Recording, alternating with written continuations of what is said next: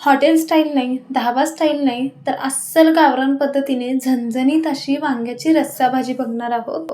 ही कमी वेळात आणि कमी साहित्यात ही रेसिपी तयार होते. जेवणासाठी भाकरी बरोबर, चपाती बरोबर किंवा पाहुणे जर आले ना, अगदी साध्या सोप्या पद्धतीने रेसिपी दाखवली.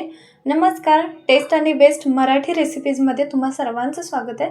कढई ठेवली आहे, याच्यामध्ये अर्धी वाटी म्हणजे 25 ग्रॅम खोबरं घेतलं आणि 1 चमचा धने टाकायचे आहे. हे दोन्ही पण कलर चेंज होईपर्यंत चांगल्या प्रकारे परतून घ्यायचे.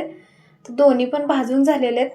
हे मी एका छोट्या प्लेटमध्ये काढून घेते आणि थंड होण्यासाठी साईडला ठेवूया. याच कढईमध्ये अर्धा चमचा तेल टाकते. मीडियम आकाराचा कांदा घेतला पातळ चिरून, ते टाकायचं आहे. 1 टोमॅटो आणि या ठिकाणी मी इथं आलं घेतलं 1 इंच, लसूण घेतले 9 ते 10 पाकळ्या आणि हे 2 ते 3 मिनटं परतून घेऊया. कांदा, टोमॅटो आणि लसूण वगैरे आहे ते 2 ते 3 मिनटं कलर चेंज होईपर्यंत या ठिकाणी मी परतून घेतले. तर हे पण एका प्लेटमध्ये काढून घेते आणि आपण हे पण थंड होण्यासाठी ठेवणार आहोत. जे काही साहित्य लागतं खाली डिस्क्रिप्शन बॉक्समध्ये पण देते, नक्की चेक करा, म्हणजे रेसिपी करताना इझी जाईल.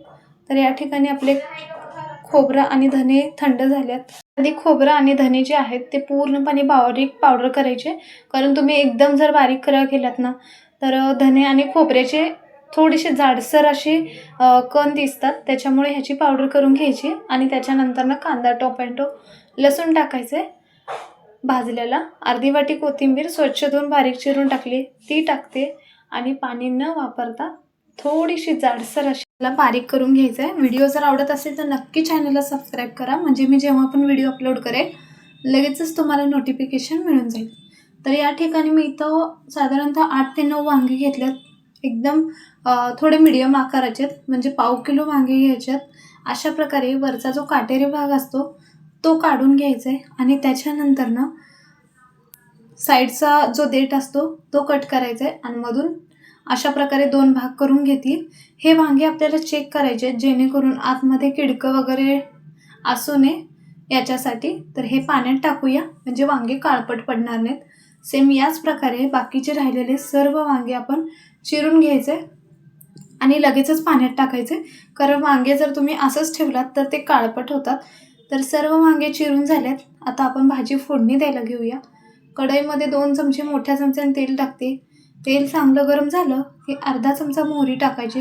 मोहरी चांगली तडतडू द्यायची.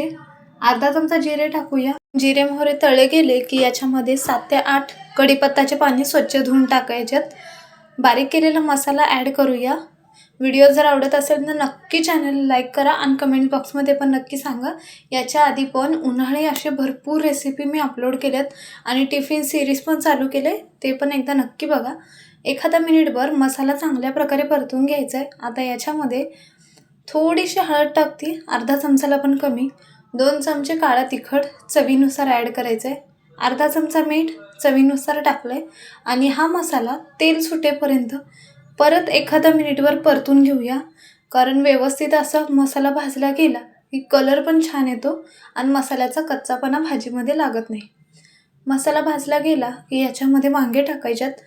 2 ग्लास मी इथं गरम पाणी करून घेतलं आहे, त्यामधलं फक्त 1 कपभर पाणी यामध्ये ॲड करते. मिक्स करून घेऊया. याच्यावरती प्लेट झाकायचं आहे आणि 1 ते 2 मिनटं हे झाकून ठेवायचं आहे. झाकून ठेवल्याने छान अशी ग्रेव्ही टाईप होतं, कलर वगैरे छान येतो आणि भाजीला छान असा दाटसरपणा येतो. त्यामुळे मी इथं झाकून ठेवते. 1 ते 2 मिनटं झाल्यात. प्लेट काढूया. आवश्यकतेनुसार म्हणजे राहिलेल्या 2 ग्लासमधलं हे पाणी मी ॲड करते आणि मिक्स करून बारीक गॅस करायचं आहे आणि ही भाजी थोडंसं दाटसरपणा यावा किंवा एकसारखी ग्रेव्ही टाईप भाजी व्हावी याच्यासाठी 4 चमचे शेंगदाण्याचं कूट घेतलं. शेंगाचं कूट पूर्णपणे बारीक केलेलं होतं, त्याच्यामुळं मी लास्टला ॲड केलं. तुम्हाला हवा असेल तर मसाला बारीक करतानाच त्यामध्ये ॲड केला तरी चालेल. तर 4 ते 5 मिनटं म्हणजे वांगे शिजेपर्यंत ही भाजी शिजवून घेतली. तर चेक करूया आपले वांगे शिजल्यात का नाही ते. तर बघू शकतात छान असे वांगे व्यवस्थित शिजले गेलेत. मी गॅस बंद केला आहे. अशा प्रकारे साध्या सोप्या पद्धतीने गावरान स्टाईल झणझणीत अशी रस्सा भाजी तयार आहे. व्हिडिओ कसा वाटला तर कमेंट बॉक्समध्ये नक्की सांगा. व्हिडिओ जर आवडला तर नक्की लाईक, शेअर आणि सबस्क्राईब करा. व्हिडिओ पाहिल्याबद्दल धन्यवाद.